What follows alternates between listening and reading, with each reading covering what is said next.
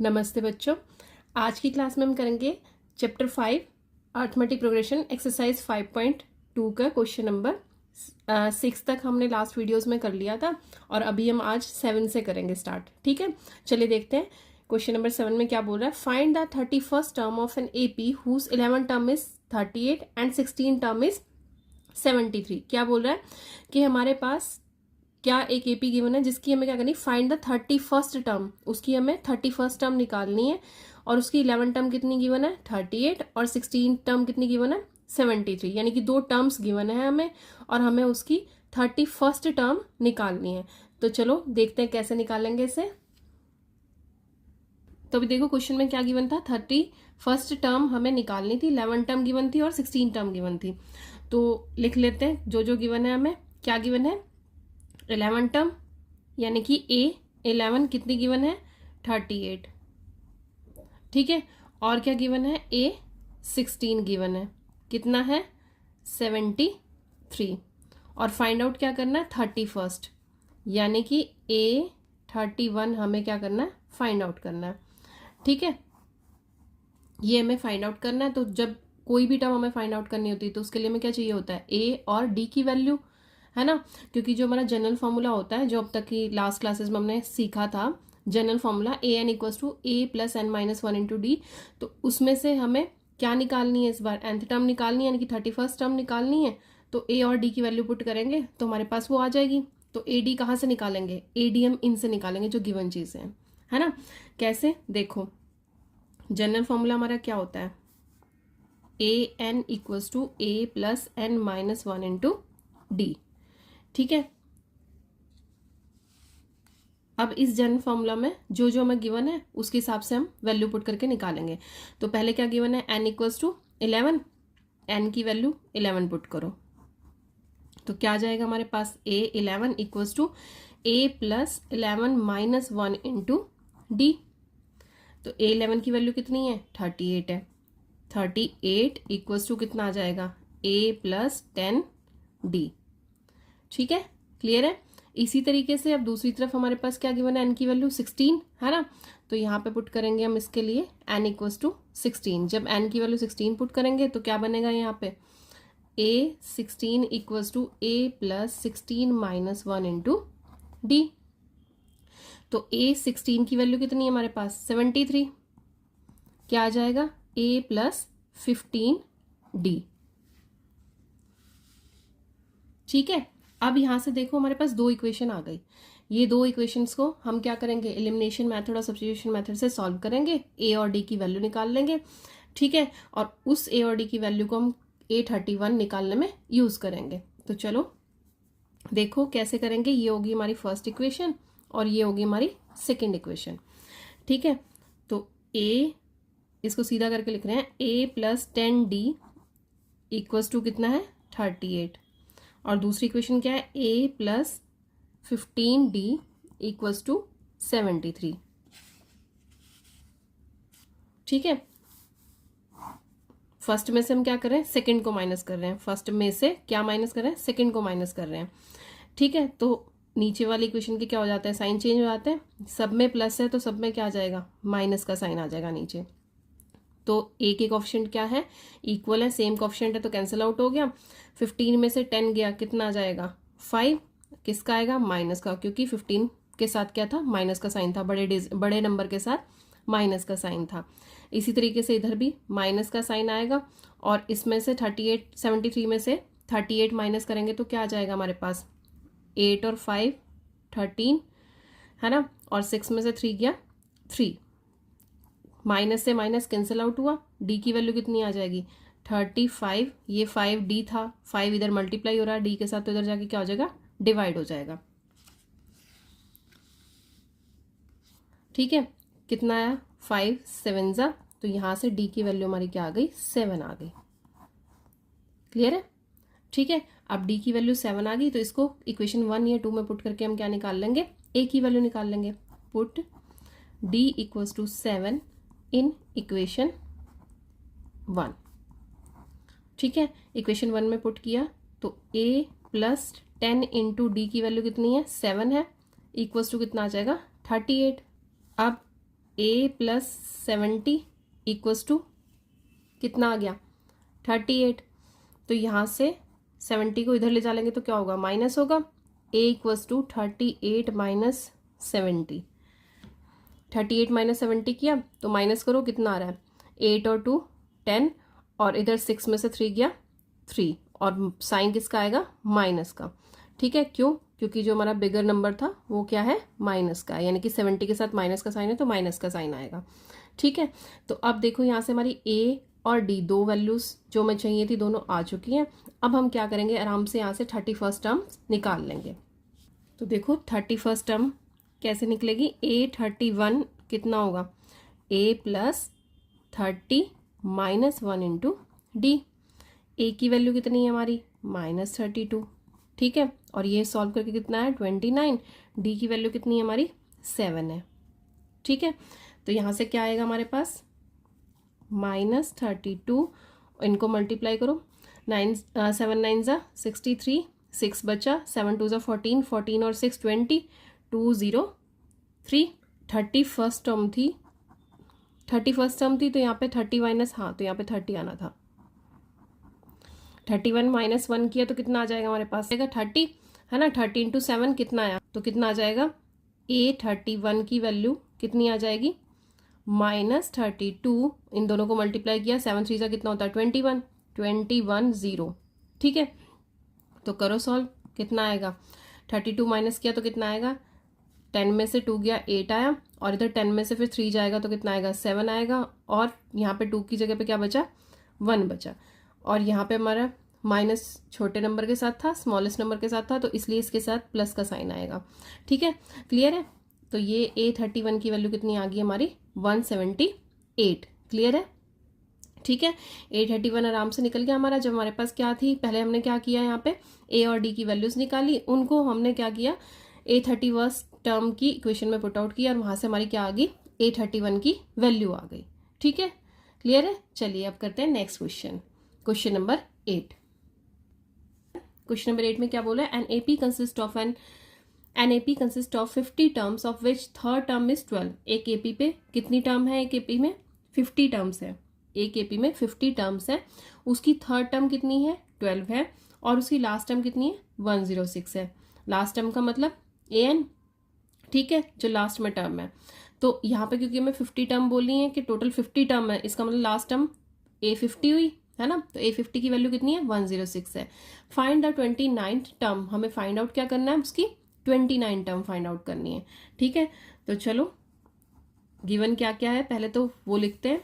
क्या गिवन है इसमें, थर्ड टर्म कितनी है 12 है, a3 कितना है 12 है। ठीक है, फिर लास्ट टर्म इज 106, n की वैल्यू कितनी है 50 है और लास्ट टर्म का मतलब a50, लास्ट टर्म मतलब a50 कितनी है 106 है। ठीक है, और फाइंड आउट क्या करना है a29 हमें फाइंड आउट करना है। ठीक है, ये हमें फाइंड आउट करना है और ये सब चीज़ें हमें गिवन है। अब देखो यहाँ पे a की वैल्यू नहीं है, d की वैल्यू नहीं है ना।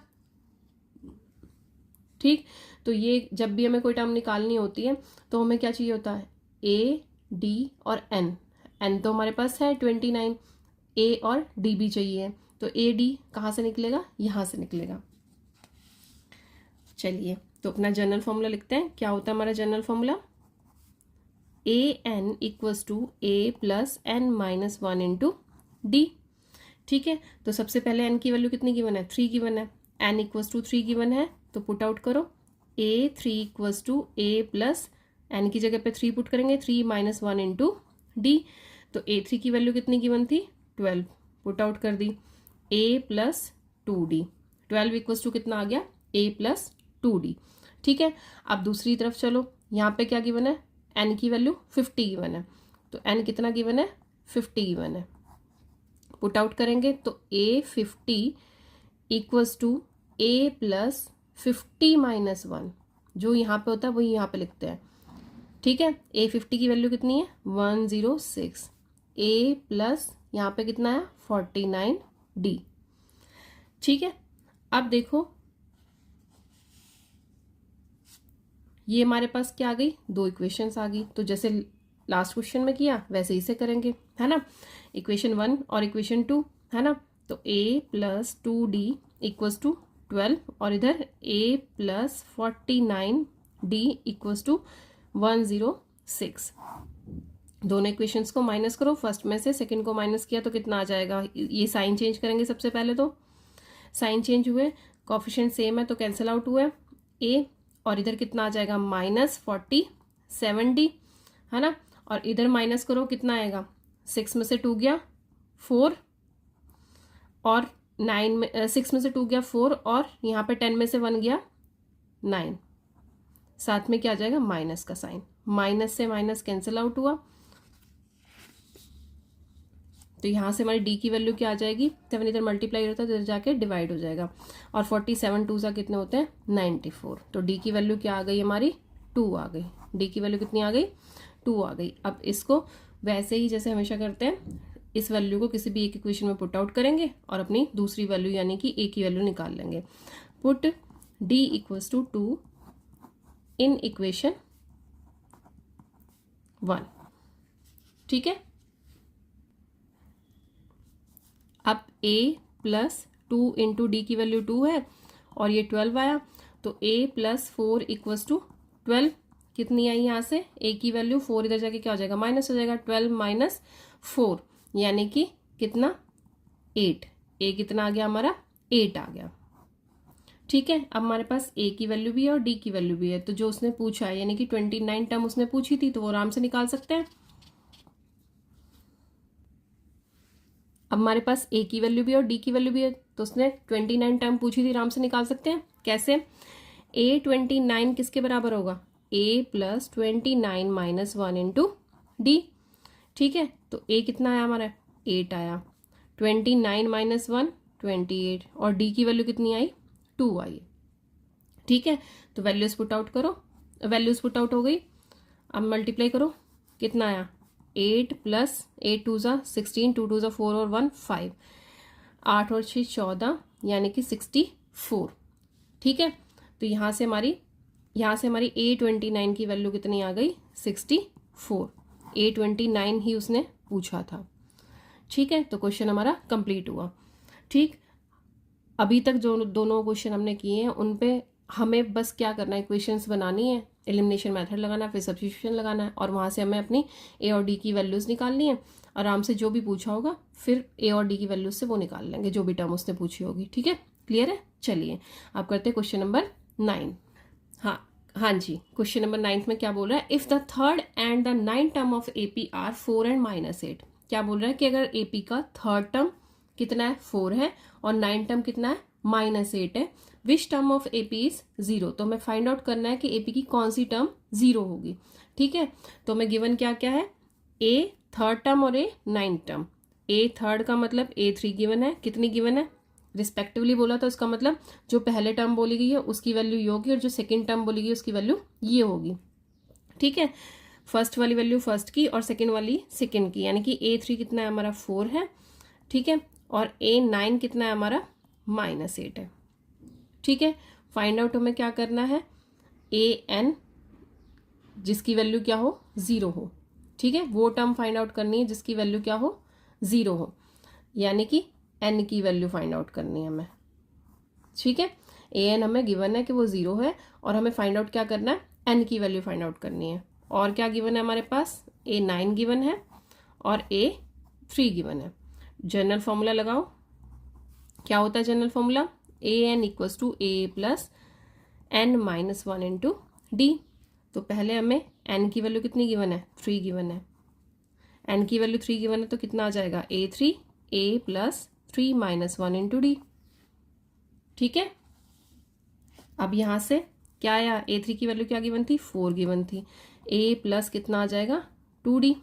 इसी तरीके से दूसरी N की वैल्यू कितनी गिवन है 9 गिवन है, तो N इक्वल्स टू 9 कितना आएगा, A9 equals to A plus 9 minus 1 into d. A9 की वैल्यू कितनी गिवन है -8, A प्लस 8D, ये आ गई हमारी फर्स्ट इक्वेशन, ये आ गई सेकेंड इक्वेशन, ठीक है। सॉल्व करेंगे दोनों को बाय एलिमिनेशन मेथड और सब्स्टिट्यूशन मेथड।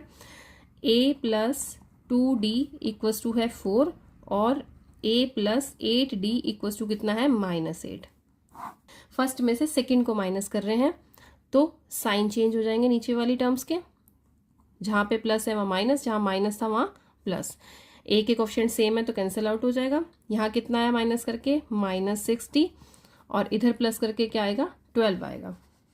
ठीक है, अब आगे देखो d यहीं पे रहेगा, -6 मल्टीप्लाई हो रहा है तो इधर जाके क्या हो जाएगा डिवाइड हो जाएगा। डिवाइड हुआ तो कितना आएगा 6 2 ज़ा 12, माइनस का साइन था तो वो 2 के साथ आ जाएगा, तो d की वैल्यू कितनी आई -2 आई। अब ये जो d की वैल्यू है इसको किस में पुट कर देंगे, इक्वेशन नंबर 1 में, इक्वेशन नंबर 1 में।